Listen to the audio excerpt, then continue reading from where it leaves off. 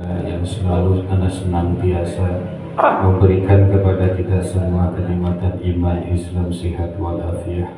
Yang mudah-mudahan segala kenikmatan yang selalu diberikan oleh Allah menjadikan satu wasilah kita semua mendapatkan keberkahan dari Allah Subhanahu wa taala.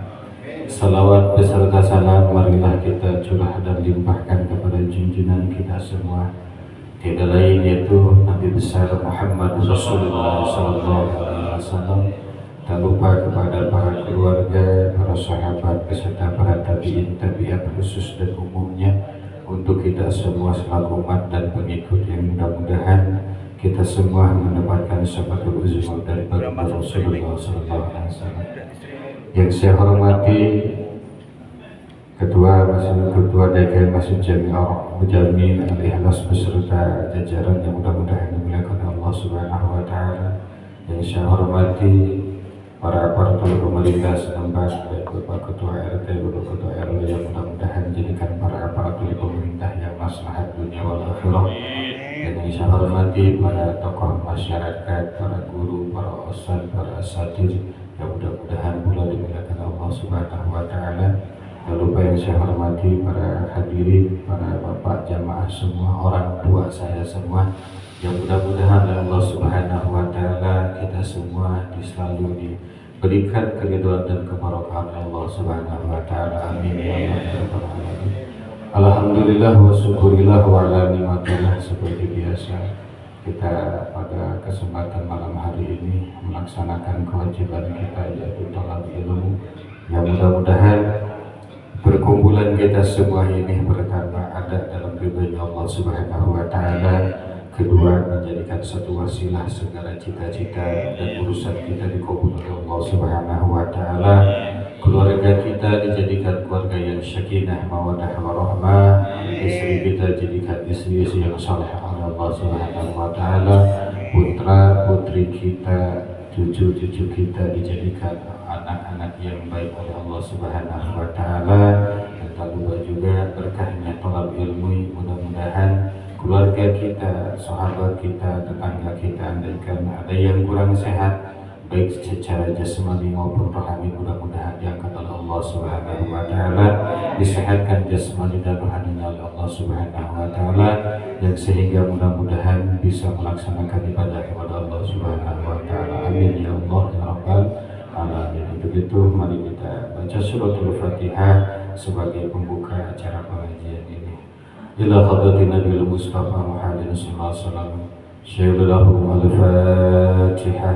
A'udzu billahi minasyaitonir rajim. Bismillahirrahmanirrahim. Alhamdulillahi rabbil alamin. Arrahmanir rahim. Maliki yaumiddin. إياك نعبد وإياك نستعين اهدنا الصراط المستقيم صراط الذين أنعمت عليهم غير المغضوب عليهم ولا الضالين.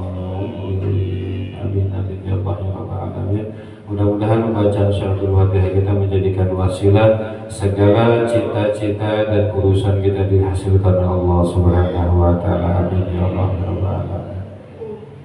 Lanjut kepada acara berikutnya, yaitu thalabul ilmi di Faslun Yusannu Raf'ul Yadaini. Halaman 13 Pak. Kemarin loncat Pak. Loncat.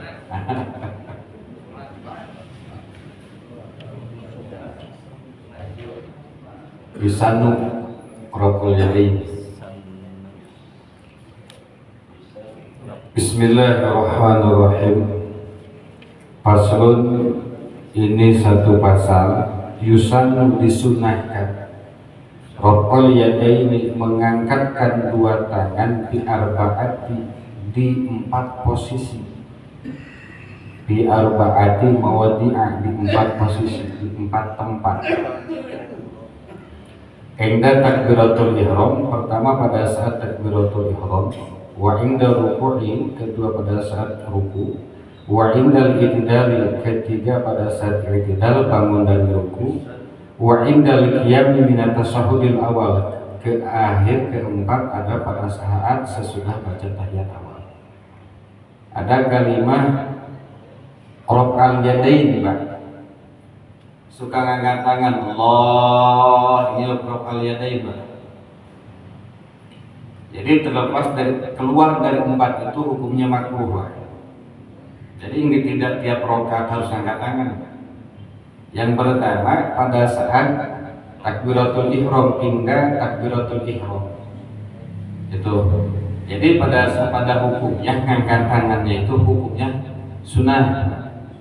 Kita sholat fardhu maghrib nggak angkat tangannya nggak apa-apa, cuma jadinya ke makruh. Wajibnya adalah takbirnya Allah. Makanya pada mazhab Hanafi rata-rata nggak sambil angkat tangan, Pak. Gitu. Kalau kita kan sunnahnya angkat tangan. Allahu Akbar. Nah, posisi tangan di kita adanya di atas bujal, di bawah dada. Berarti bawah dada sini ya, bujal sini. Terlepas kalau mau gininya misalkan di sini, ya terlepas itu nggak batal, cuma makruh. Kalau di bawah bujal, ya nggak apa-apa, cuma makruh. Sunnahnya Allahu Akbar. Nah, posisi ini di kitab Hana dijelaskan posisinya apa? Ini seakan-akan begini dulu.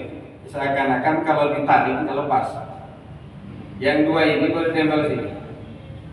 Nah, itu terlepas suka ada yang akan miring ke sini, Pak. Mereka alatnya adalah karena posisi hati adanya di sebelah kiri. Alatnya ke sana. Tapi yang bikin api itu dia kan Allah. Nah, jadi gitu. Ini kira-kira kalau lepas. Nah, ini yang dua pasti di sini. Itu, Pak. Itu sunnah terlepas mau gini, ya terserah itu, Pak. Cuma kalau kita mau ngambil kesunahannya, gitu kesunahannya. Ya, terlepas, makanya posisi apa? Indonesia kan sinakop sebenarnya dakap hukumnya sunnah. Kalau wajib bertanya ini gimana, maaf kalau yang nggak punya tangan, hukumnya sunnah. Tapi di kalau sunnah itu ada tata cara Allahu Akbar. Nah, ini diperkirakan kalau pas itu nyangkut jadinya. Yang dua di sini. Nah, begitu. Nah, jadi pertama pada saat takbiratul ihram, Pak. Wa indar ruku. Kita mau ruku, selesai baca surat yang sunnah. Nah, itu baru disunahkan, Pak, angkat tangan. Allahu Akbar. Subhana rabbiyal azimi wa bihamdih. Nah, itu sunnah angkat tangan. Itu berdempetan tuh, Pak. Wa indal ruku'i wa indal ittidal. Yang ketiga pada saat sami Allahu liman hamidah. Sami Allahu liman hamidah. Itu baru sunnah angkat tangan. Terlepas dari tiap rakaat, Pak, kita bangun dari sujud, itu nggak disunahkan, Pak. Bangun dari sujud, misalkan rakaat pertama, setelah sujud kedua kan bangun ke atas, itu nggak disunahkan angkat tangan, Pak. Bahkan ada ulama, kalau kita sebatas makruh, Pak, ya, ada ulama yang benar-benar waro, itu takut jatuh ke haram. Karena apa? Takut jadi batal, Pak. Terlalu banyak gerakan. Itu loh, Pak. Tiap rakaat kalau kita angkat tangan Allah dari sujud Allahu Akbar. Nah, kalau tiap rakaat itu diangkat tangan, ditakutkan terlalu banyak gerakan. Kapasitas kita hanya sebatas makruh. Tapi ada ulama yang mengatakan itu jatuh ke batal, Pak. Kalau salatnya 4 rakaat, berarti otomatis tiap rakaat diangkat tangan pas kalau bangun. Berarti udah berapa gerakan itu? 4. Itu bisa jatuh ke batal, gitu. Lepas kalau kita, kalaupun ada, nggak usah kita tegur. Itu salah sholat nih, nggak usah. Jatuhnya makruh kalau kita, gitu. Makruh. Jadi yang afdal itu pada saat takbir usolli fardhu maghrib Allah, nah, sambil ambil niat. Kedua pada saat selesai baca surat jatuh ke ruku. Allahu Akbar subhana rabbiyal azimi wa bihamdih. Ketiga wa indal i'tidal pada saat sami Allahu liman hamidah. Yang terakhir wa indal qiyamu anis tasudil awal. setelah tahiyat awal, bukan setelah sujud, Pak. Misalkan kita sholat maghrib atau di 4 rakaat, Pak, baca tahiyat. At-tahiyatul Allahumma sholli ala sayyidina Muhammad. Bangun kan, Pak? Bangun baru itu bisa Allahu Akbar, itu sunnah. Nah, kalau pas dari itu tiap rakaat yang tadi ditakbiran pakai pakai kalimat Rabbul Yadaini selalu mengangkat tangan, itu jatuhnya kemakruh, kurang bagus gitu. Dalam minimal kita di luar sholat suka makan dan mengkonsumsi barang makruh, ya minimal di sholat janganlah perkara yang makruh kita jalankan gitu.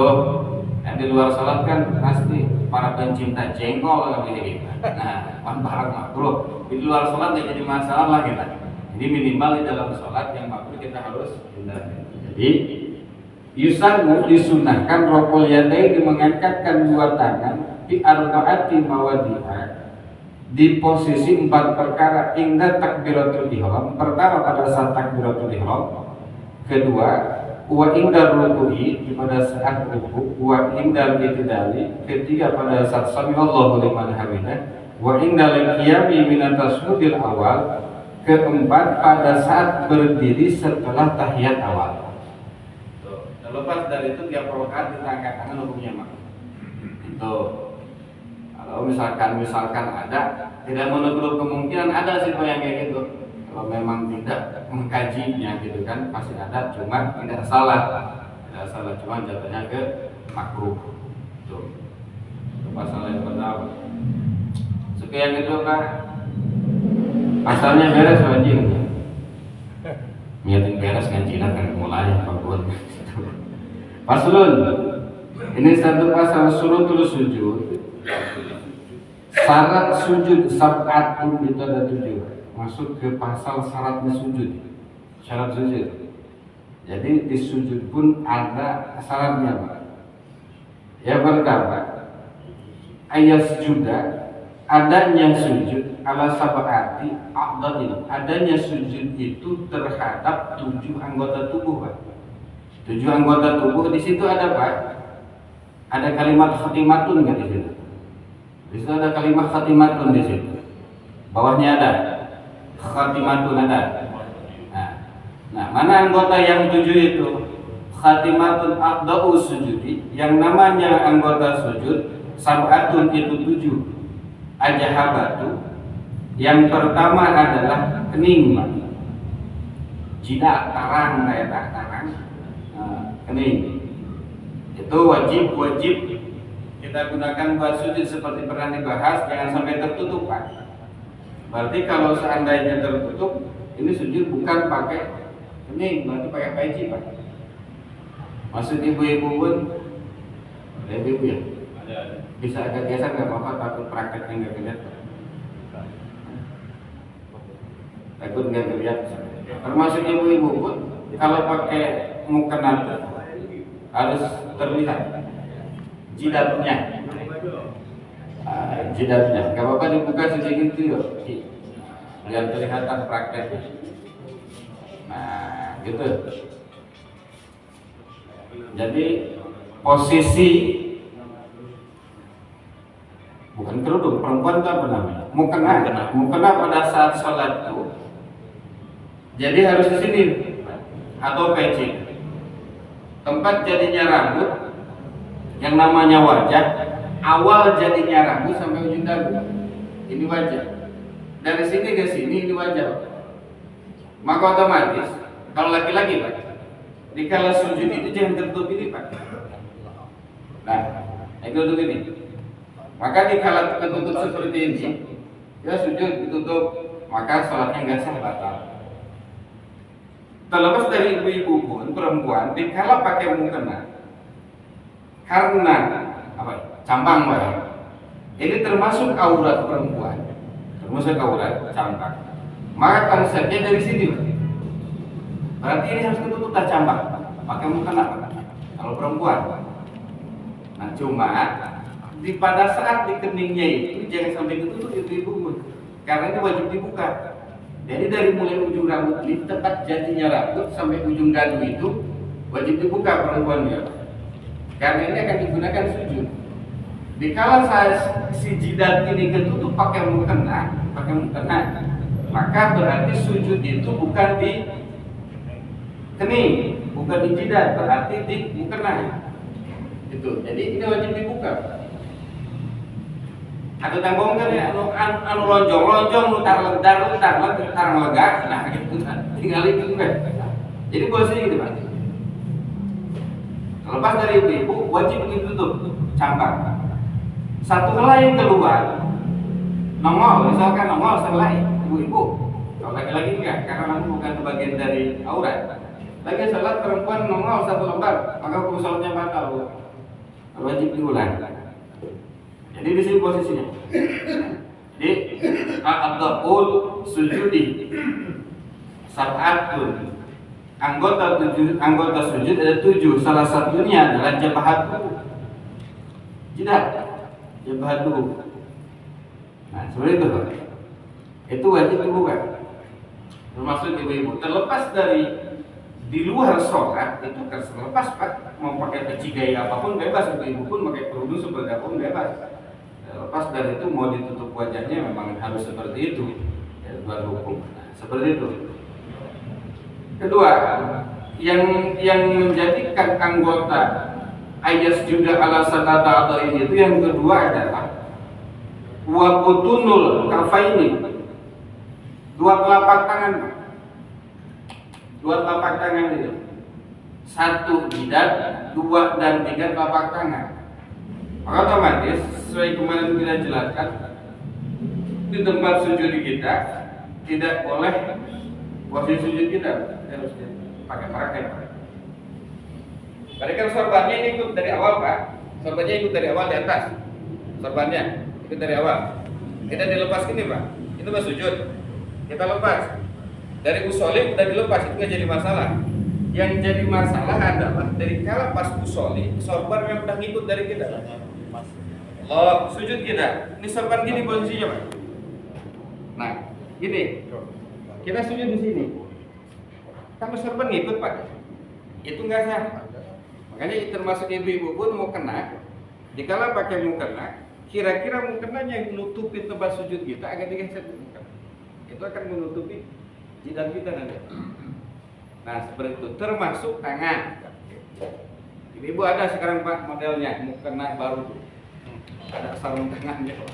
Itu kalimatnya butun Pak. Jadi dampal telapak tangannya wajib, misalkan ini sejadah ya, wajib di sini Pak. Gitu, nggak boleh terhalang. Nggak boleh pakai sarung tangan itu. Boleh terhalang. Karena yang wajib terbuka pada saat sujud itu 1 ini muka, 2 telapak tangan Pak, wajib dibuka Bu. Bukan wajib ditutup pada saat sholat. Karena dikala kita ditutup pakai yang ada sarung tangan itu Pak, maka otomatis telapak tangan ini terhalang. Gitu loh. Seperti itu. Jadi memang mempermudah sih, cuma yang terpenting jangan sampai terhalang. Kalau misalkan atasnya jangan jadi masalah, yang akan jadi masalah di bawah Pak. Seperti itu. Nah gitu. Masuk bawah Bapak pakai sorban yang tadi pakai sorban, ternyata sorbannya ke bawah Pak. Nah kita sujud gini, terus diangkat, ini bergerak Pak, ini batal sholatnya. Maka kalau terjadi seperti ini geser Pak. Nah gitu, seperti itu posisinya, gitu Pak. Termasuk ibu-ibu kalau mukenanya pun seperti itu, misalkan ibu-ibu mukena misalkan Pak, mukanya cuma mau sorban bagi. Mau sorban repot udah urusan. Mukena misalkan Pak Bu, posisi mukanya gini. Ini wajib digeser Bu. Nah, itu aja. Jadi jangan sampai jidat karena posisi mukena pasti berarti kalau kita bangun ikut. Tapi kalau ya, ada kan? remaja putra ada yang rambutnya di sini. Nah, terlepas sekarang kita pertanyaan apa? Bagi yang tidak tahu, ada baca Syiah suka pakai batu kan Pak? Ya. Sujudnya suka pakai batu Syiah di depan. Turban. Nah itu nggak batal Pak sholatnya Pak. Ya. Karena posisi batunya dari awal, Oh, iya. disimpannya dari awal itu. Bukan batu mau. Seperti itu. Jadi posisi batunya seperti kemarin pimpinan Iran banyak di media sosial sholat tuh pakai kayak batu itu. Posisinya itu kan gak gerak, gak dibawa-bawa. Bentukan pada Kecuali kalau seandainya si batu itu sama dia dikantongin pada saat sholat, dikantongin, Jatuh. terus pada saat sujud disimpan. Abu. Nah, itu namanya berubah, Pak. Nggak boleh kalau gitu. Nah, seperti itu. Gitu. Jadi termasuk tangannya yang sampai ditutup, Pak. Itu karena bagian dari syarat sujud, Pak. Boleh. Warukbatani, wabutuh warukbatani. Yang berikutnya adalah dua lutut, Pak. Dua lutut. Kenapa lutut dijadikan rukun syarat sujud, sedangkan posisinya tidak terbuka? Sedangkan posisi tangan tadi wajib terbuka, karena posisi lutut itu bagian dari aurat. Gitu. Kan? Jadi ditutup. Nah, posisi dua lutut berarti 1, 2, 3, 4, 5. 5 tuh. Berarti dua lagi adalah wabutnu asobi rijlaini. Wabutnu telapak asobi jari rijlaini dua kaki. So, telapak dua kaki. Jarinya telapak dua kaki berarti otomatis si jarinya diapain? tekuk. Ditekuk. Dari 5 2. Coba. Iya. Jadi bahasanya Pak, wabutnu telapak asobi jari kaki berarti tekuk. Nah, Kaki rapat nggak Ustaz? ini Ah. itu beda kaum, Pak.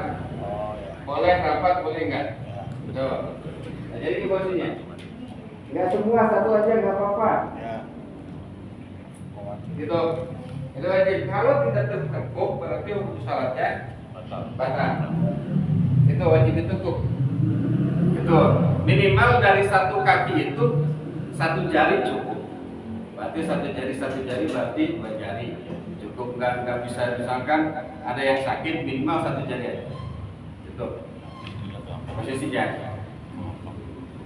Jadi syarat yang pertama sujud itu adalah ayat sudah ala sab'atin a'dhain, adanya 7 anggota yang digunakan untuk sujud. Nah, yang tadi 1 jidar kening, kedua dan ketiga wabatnil kama ini 2 telapak tangan, keempat dan kelima adalah 2 lutut, keenam dan ketujuh adalah 2 jari yang ditekuk. Nah, itu hukumnya wajib. Hukumnya wajib. Itu wan takuna jabahatahu maksupatan, dan adanya syarat sujud yang berikutnya adalah jabatahu maksupatan, terbukanya jidat, Pak. Yang tadi jangan sampai ditutup. Jadi kalau seandainya jidat ini ketutup, kita sujud terhalang satu perkara, maka hukum sholatnya adalah batal. Ya patokannya dari halis saja, Pak. Dari halis ke atas ini jidat. Nah, gitu. Jidat. Jadi kalau seandainya di posisi halis ini ke atas sudah tertutup, biasanya anak kecil, karena punya anak kecil Pak Haji, anak-anak yang ngaji itu kan, yang perempuan tuh kalau pakai mukena tuh di sini rata-rata, gitu kan, pakai mukena di sini, otomatis kan berarti jidatnya ketutup kan. Nah, jadi syarat sujud berikutnya adalah terbukanya kening atau jidat, maksupatan dibuka. Jadi untuk ibu-ibu ini aja. Kalau ditutup, patokan muka itu adalah tepat jadinya rambut sampai ujung dadu. Ini muka. Maka kalau bab wudu, andaikan ada apa? Ada ibu-ibu biasa. Apa sih? Yang di bibir, lipstick, itu wajib dibersihkan dulu. Karena ada kemungkinan si air wudu itu enggak nempel langsung ke bibir, ke kulit bibir, terhalang dengan lipstick. Itu wajib dibersihkan, termasuk kosmetik, beres ondangan, itu wajib dibersihkan dulu. Jangan langsung kita nawaitu wudu fardhu ta'ala, tapi jangan dulu wudu kita bersihkan dulu. Gitu. Cuci muka dulu. Cuci muka dulu, kita bersihkan dulu, selesai bersih, baru kita wudhu. Nah, seperti itu bagus. Nah, jadi kita kalau saya mencari ujung jadinya rambut sampai ujung dagu ini adalah wajah. Pinggirnya dari papan teling ini, telinga sampai ujung ini telinga. Terlepas dari perempuan, karena cambang ini bagian dari rambut, makanya aurat. Maka konsepnya ditutupnya dari mulai sini sampai sini kalau pakai mukena. Karena itu sudah memang kodratullah. Kalau perempuan ngacak wae mah kodratullah, karena takut ada rambutnya yang keluar. Harus dijauhkan lah. Gitu. Terlepas dari rambutnya ada yang keluar, ibu, enggak ada yang lihat kan saya sholatnya sendiri, tetap batal hukumnya. Gitu. Jadi tidak gini kan yang namanya aurat kalau ada yang melihat betul. Tapi dalam bab sholat, kalau kita lagi sholat ternyata rambut perempuan keluar, Pak. Betul nggak ada siapa-siapa, tetap hukumnya batal sholatnya. Nggak harus ada yang lihat gitu. Itu hukumnya. Betul. Jadi larangan dibuka, Pak. Terlepas kalau di jidatnya itu misalkan ada tempel koyo, hansaplas, kalau memungkinkan itu wajib dibuka dulu. Karena wudunya pun nggak akan masuk nantinya, karena terhalang oleh hansaplas atau tempel koyo. Nah, seperti itu. Jadi Aida gunanya ditahu maksufatan. Syarat sujud yang berikutnya adalah terbukanya jidat seseorang yang sholat. Itu yang dibuka.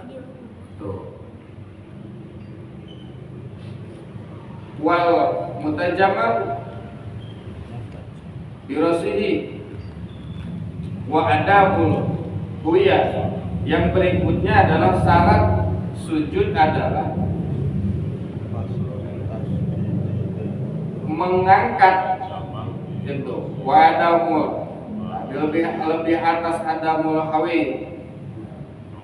Jadi posisinya lebih posisi yang berikutnya adalah posisi bobokong. Bahasa Sunda bobokong, Pak. Ini yang bahasa orang bahasa Indonesia apa? Lirit bujur. Itu harus lebih tinggi. Itu harus lebih tinggi kedudukannya birosihi dibanding kepala kita. Itu sujudnya. Jadi kita contohkan. Punggungnya perlu lurus kan? Bisa cek pakai sih. Jangan gini, Bang. Nah, angkat. Jangan gini. Diangkat. Perut nggak boleh ketemu Nah, jadi baik, Pak. Jadi posisinya bokong harus lebih tinggi. Bahasa saudara bokong, Pak. Bahasa Jawa apa ini? Bokong. Tulang tonggong. Nah itu harus lebih tinggi dibanding kepala yang tegaknya, Pak. Itu. Nah jadi jangan lebih bawah. Terlepas dari yang ini, andaikan terjadi lebih bawah atau rata dengan kepala, terlepas yang ini tidak membatalkan terhadap sholat. Cuma hukumnya adalah makruh. Karena di perintahnya kita itu harus lebih tinggi, tapi ternyata rata, hukumnya makruh. Gitu. Jadi terlepas dari yang ini hukumnya itu nggak membatalkan sholat. Nah,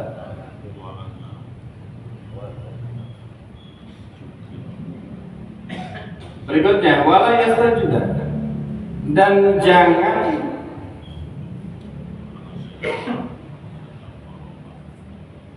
bergerak ala yasjuda, dan jangan dan tidak yang sujud ala sain terhadap perkara di dihargai di pergerakan itu yang bisa berbahaya. Yang tadi, Pak, kita sujud, ini disebut itu ada kalimat itu ala sayin ini, Pak, perkara.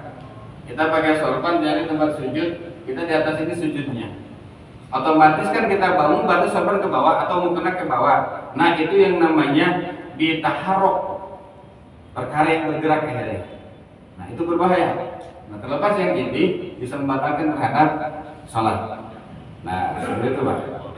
Nah, itu taharok berharga tinggi, pergerakan yang berbahaya. Wa irtiba'u asabilihi,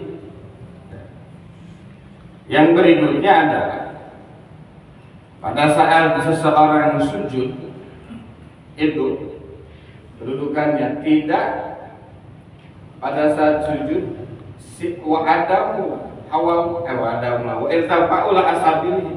tidak diperbolehkan ada perkara yang menghalangi terhadap sujud kita, termasuk rambut, Pak. Bapak-bapak sujud rambutnya keluar satu lembar, Pak. Benar tangannya kelihatan, Pak, tapi rambut ini keluar seperti ini. Terus sujud, ini berubah, Pak. Makanya sunnah pakai kopiah itu, Pak. Itu sunnah lah pakai kopiah supaya rapi. Enggak. Nah itu, itulah akhirnya kalau kita tidak pakai peci, setiap mau sujud pasti mengangkatkan rambut. Yang akhirnya itulah harkat yang disalasin, pergerakan 3 kali dalam sholat hukumnya batal akhirnya. Gitu. Ya, silakan Pak. Kalau 3 kali batal, akhirnya 2 kali gerak, dia lihat karena dia agak garo aja loh, jadi garo fokusnya jadi kelas sholat, digaro lah ya, supaya nggak konsen sama sholat. Begitu mahal. Digaro, Pak, digaro. Sebentar dulu, sebentar. Karena ada metode gagarona, Pak. Ada caranya, Pak. Gini, Pak. Kalau kita gatal bukan berarti gatal malu. Kita tahan gak usah, Pak. Garo. Tapi ada metode yang disebut harkat salasah. Pergerakan 3 kali itu ini, Pak. Ini. Kalau jari, Bapak mau seribu balik juga menjadi masalah. Tadi di pantat, Pak. Di pantat, Pak, Bu ya. Saya di pantat. Ininya ditempel di sini, Pak. Garona tak. Nah, ini gerak kan? Gerak kan? Kalau garona kita itu baru yang batal. Nah, itu, Pak. Jadi Diwakilkan aja. menggaruknya pun ada tata cara dan ada metodenya, Pak. Itu di muka pun seperti itu. Kalau muka gatal, posisinya jari yang kita mainkan, tempelkan tangan di gatal. Nah, itu mau seribu balik juga nggak apa-apa. Kadang ngaji ketinggalan. Nah, balik dari ke awal ya. Gitu. Nggak ada yang percuma ngaji, Pak. Gitu. Nah, jadi dikala memang gatal, itu ada metodenya, Pak. Artinya garuknya yang dimaksud membatalkan sholat yang diharapkan ini adalah ini, Pak. Dampal tangan ini, telapak tangan. Tapi kalau menggaruknya dengan jari, tempelkan ya, atau di sini, di situ, itu nggak jadi masalah. Gitu. Kalau di sini gatal, kita gini, Pak. Ya, gini. Ya, ini jadi masalah kalau udah gini. Karena ini gerak, Pak. Nah, kalau gini. Nah, apalagi gitu, tak? Nah, gitu. Gitu. Termasuk sebenarnya bukan garuk-garuk, pasukannya kebiasaan lagi sholat, nggak gatal, udah. Itu batal sudah, Pak. Karena udah lebih dari 3 kali, Pak. So, tangan tadinya gini, 1, 2, Pak. Datang di sini itu kan 2. Kita gerakan. Berapa? 3. Dalam ditambah lagi jadi habis. Gitu, Pak. Jadi posisinya kalau memang nggak mau batal, nah, termasuk kalau ada nyamuk kemudian keplopah ya udah, bahkan gitu, Pak. Nah, gitu, Pak. Waktu maninah tubihi, dan yang terakhirnya adalah tumaninah pada saat sujud itu kira-kira kalau memang belum diam, Pak, jangan dulu bangun, tumaninah dulu. Makanya kan disunahkan subhana rabbiyal a'la wa bihamdih. Nah, jangan buru-buru, Pak. Ya, jadi karena sujudnya nyantai, Pak. Karena ada satu hadis dari Kanjeng Nabi, aqrabu ma yakunul 'abdu bi rabbih wa huwa sajidun fabsiru du'a. Antara hamba dan Allah, perkara yang dekat antara hamba dan Allah itu di posisi sujud, Pak. Maka kata Nabi, fa'aksiru doa, banyak berdoa di sana. Gitu. Terlepas kita mau doanya subhana rabbil a'la, maka Terlepas ada kaum ulama mengatakan bisa baca istighfar di situ mangga, cuma kalau jadi imam jangan Pak, kasihan makmum, makruh hukumnya gitu. Itu jadi itu kalau kita salat sendiri, sholat tahajud, sholat duha, kalau bisa sujudnya nggak lama Pak. Ulah tarawih mah, nah gitu. Jadi ada dalil yang itu, makanya di salah satu beberapa ayat Quran khususnya di surat Sajdah Pak, itu disunahkan sujud Pak. Dan cuma pemahaman saya kalau memang imam kalau mau baca salah satu ayat Sajdah, tolong beritahukan dulu ke makmum. Jangan tiba-tiba Sajdah aja. Tidak semua yang di belakang kita ngerti Pak.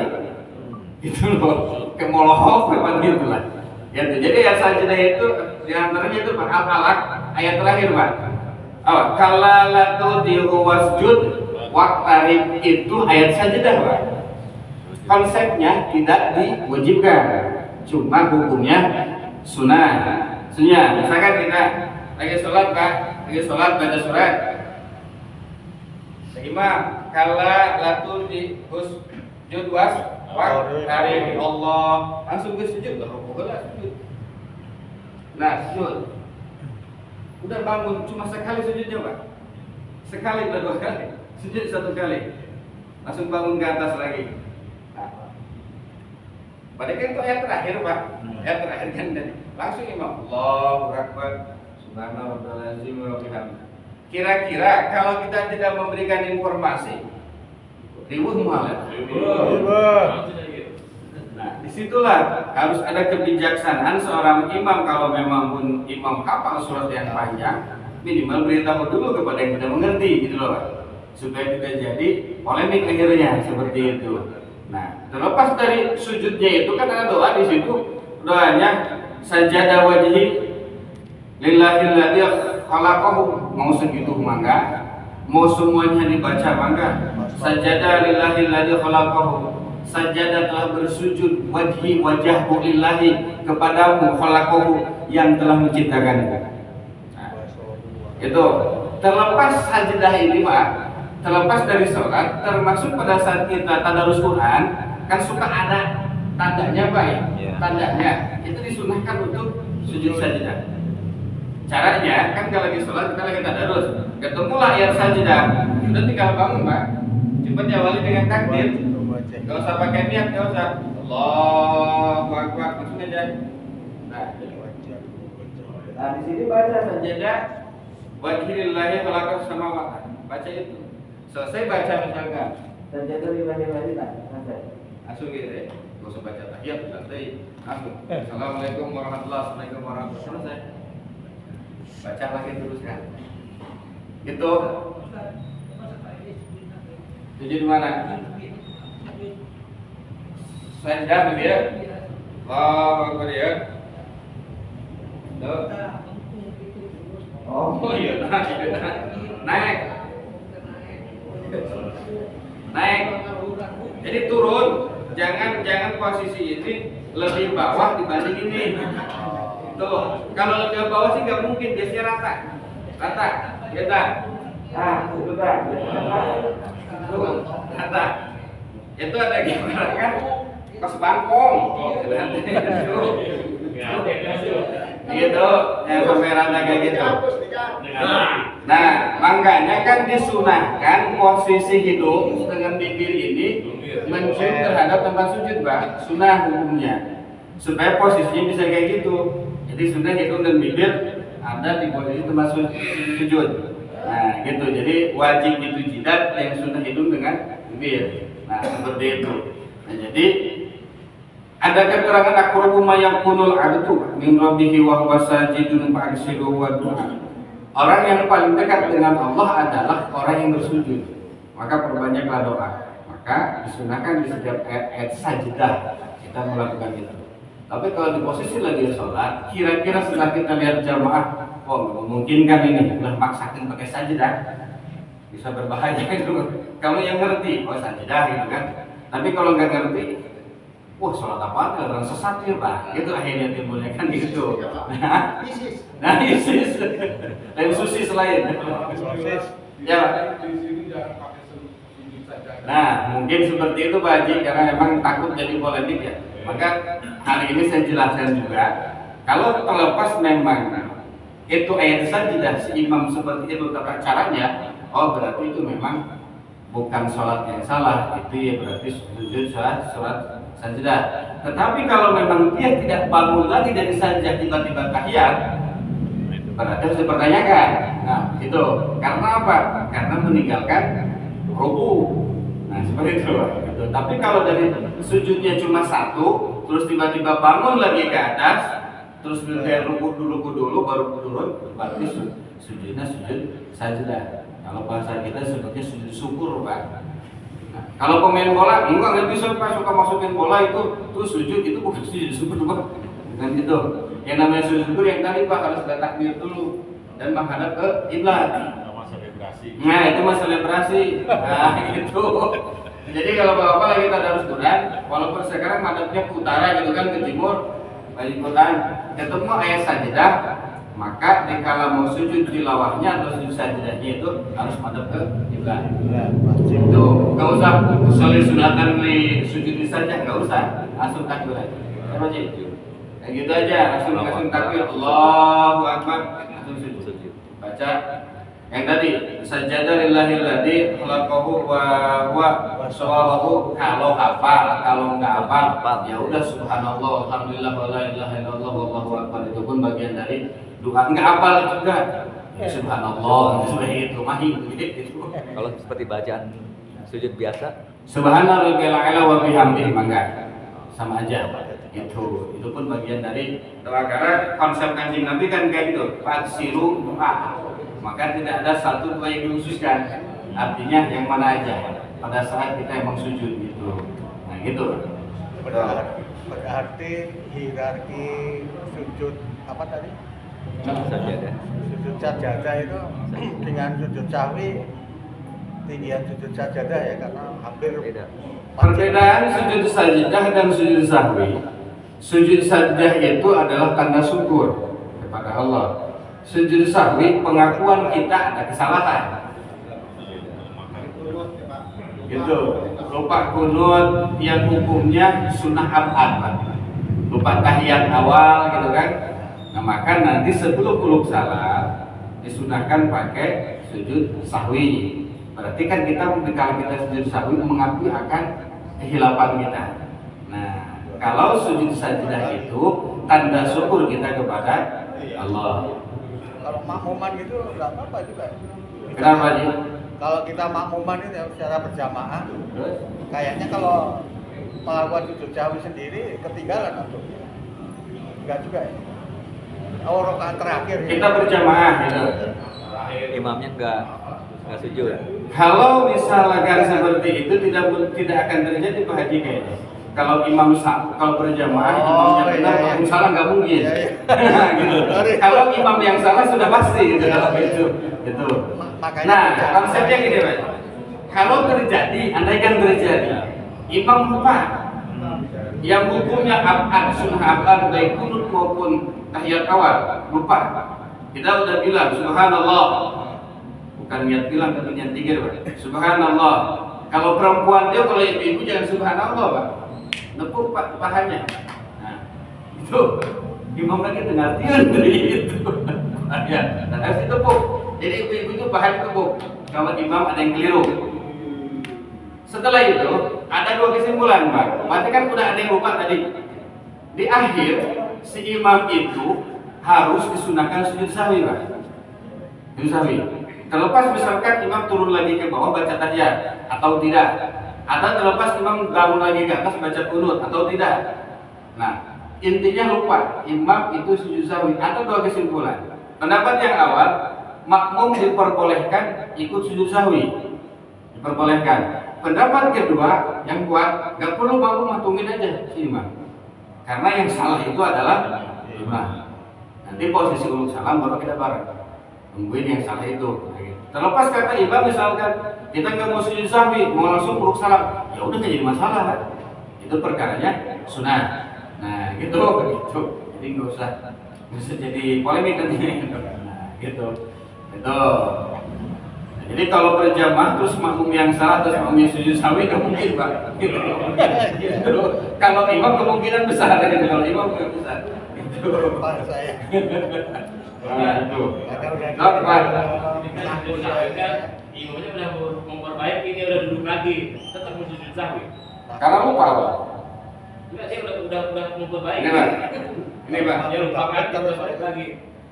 Misalkan tahiyat harusnya tahiyat awal, Pak. Tahiyat awal. Harusnya tahiyat, makmum tahiyat, imam malah ini. Nah, Imam lihat konteks dirinya, Pak. Ya. Kalau posisi dirinya seperti ini, Masih bisa tuh, Pak. masih bisa turun, Pak. Masih bisa turun. Tahiyat. Tapi kalau konteksnya udah gini, Pak. Subhanallah baru ini udah terusin aja naik ke atas. Jangan mengorbankan yang wajib demi yang sunnah, Pak. Gitu, teruskan naik aja ke atas. Gitu loh. Nanti terlepas dari itu baru kita tutup dengan sujud sahwi. Pertanyaan bagus. Udah balik lagi dia tadi. Udah balik lagi baca tahiyat awal kan gitu baru segini misalnya. Maksudnya gini, tahiyat awal. Ya. Tahiyat tuh. Berarti kan tahiyat tetap sunnah sujud sahwi. masih susah. Sudah. Karena ada konteks lupa apa dikasih tahu kan tadi. Subhanallah gitu kan. Lupa. Nah, jadi itu tinggal terserah. Mau sujud sahwi berjamaah monggo. Misalkan mau biar imam sujud sahwi mangga, enggak sujud sahwi pun enggak jadi masalah. Gitu. Itu hanya untuk menyempurnakan saja. Itu. Seperti itu. Gitu bagus. Nah, ada apa? Ada apa kan? Mau masih ada waktu, dikit lagi. Bang Ustaz, Agak. dengan bawa 3 gerakan. Nah, di luar kesadaran kadang-kadang orang amun arek sujud teh sok ada jinjit teh eta kumaha tah? Lamun arek Jinjit teh mun rek sujud. walau sahuan sanajan bohong. Walau sahu sanajan bohong. Sok di kumaha sih jinjit teh? Itu kan bagian daripada gerakan. Mana? Urang teh. Sok ngarapikeun gerakan. Ah. Sok gitu mencari imam, ini barisan lah gitu kan. Sok ada gila gitu. Nah, Gitu itu kan. walau sahuan sanajan bohong, Pak. Batal. Makanya konsep sholat ada yang turun dulu kalau dari bawah bangun ke atas. Oh, ini rempet nih Pak. Ini rempet di kaki. Sekarang udah gini aja diginiin. Iya. Iya, betul. Udah dihitung. Satu. Makanya konsepnya dari bawah ini Pak. Udah direnggangin di sini Pak. Nah, udah direnggangin. Ini. Oh, Tuh. Nah, langsung Udah direnggangin renggang. Pak. Tuh. Meskipun meluruskan barisan lagi itu. Maaf Pak. Ada yang suka ngubar-ngubar cinggir itu baru gini. Ya, itu perkara sunnah Pak. Itu perkara sunnah Pak. Kalau kita memang orang yang udah gak mau ditempel ya udah kita nggak usah ngejar-ngejar Pak. Itu harus merempetkan barisan benar. Itu posisi hadisnya itu sebelum sholat Pak. Terlepas kita sudah sholat kalau memang udah renggang ya udah bisa digini nggak usah Pak. Cepat kalau sholat kita. Gitu. itu tadi loh. Gitu loh. Yang habis sujud ngorok rokaat Jadi pertama. posisinya dari bawah Pak. Nah, Ini. agak Jadi rapat. pas naik dari sini Kita Pak. pegang sendiri itu nggak Udah kebuka. Waktu Jadi jangan di waktu sini mau gini. bangun, Dengan begini direnggang. kemungkinan Setelah naik sujud, refleks. Oh, refleks. Otomatis pengen enak setelah sini. sujud itu langsung direnggang. Itu bahaya. Setelah itu kalau kayak Itu Pak kan ada Tadi, ada yang maunya pas sujudnya mau rapat. sujud, nah dia Tapi megang-megang. kalau rapat juga nggak apa-apa. Sujud. Kayak gini Pak. Karena yang penting Oh, dia sujud. nekuk kakinya. Nah, Kalau itu. rapat malah susah nekuk. Masukkan tiga gerakan. Masukkan 3 gerakan. Sami Allahu liman hamidah. Nah, tuh ini lagi. Masukkan 3 gerakan. Enggak. Iya. Oh, gerakan sekali. Masukkan ya. Kalau misalkan udah gini Mas, udah gini. Nah, itu banyak. Termasuk yang takbir sudah gini Pak. Ada, kami di pondok dulu. Allah. Akbar. Batal. Allah. Supaya pernah lihat, supaya pernah lihat. Mana sih? Buatan itu sholat Pak. Gitu. Gitu. Gitu Pak. Gitu. Hendak ngomong kayak baturan gitu. Teman dari Banten tuh kalau sholat itu Bang, sebab kita nanya kenapa mesti gitu? Nyari niat ya, ke dalam hati kan yang masuk, supaya masuk. Kalau udah marah, udah dapet itu dia. Fatal, betul. Itu. Masih ada Pak?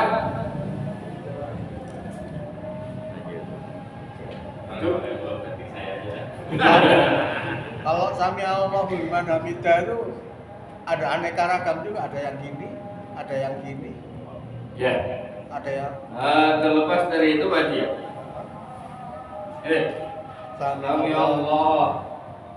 Sami Allah itu apa?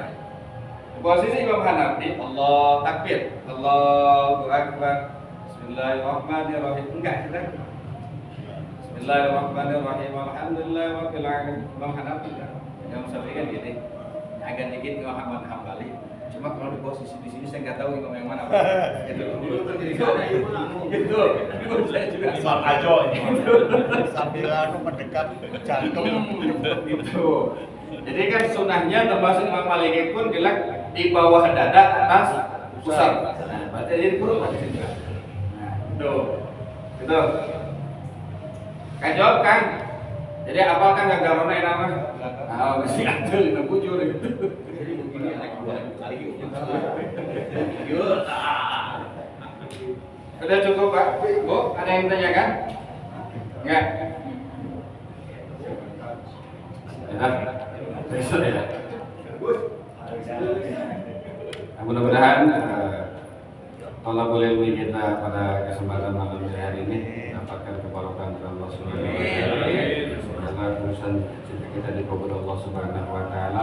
Terlepas dari itu segala kekeliruan dan kehilapan ibadah kita mudah-mudahan dimaafkan oleh Allah Subhanahu wa taala. Amin. Allahumma shalli ala sayyidina Muhammadin wa ala alihi wa sahbihi wa radhiyallahu ta'ala anhu sallallahu ajma'in. Ya Allah ya rabbal alamin, waghfir lana dhunubana wa dhunuba walidayna warhamhuma kama rabbayana shaghira. Jami'al mu'minin wal mu'minat wal muslimin wal muslimat al-ahya'i minhum wal amwat. Allahumma inna nas'aluka salamatan fi Palestin. Allahumma inna nas'aluka salamatan fi Palestin. Allahumma inna nas'aluka salamatan fi Palestin wa rabbina al-akhirah. Rabbana ya Allah inna fid dunya hasanah والأخرى حسنة وقنا عذاب النار والحمد لله رب العالمين. السلام عليكم ورحمة الله وبركاته.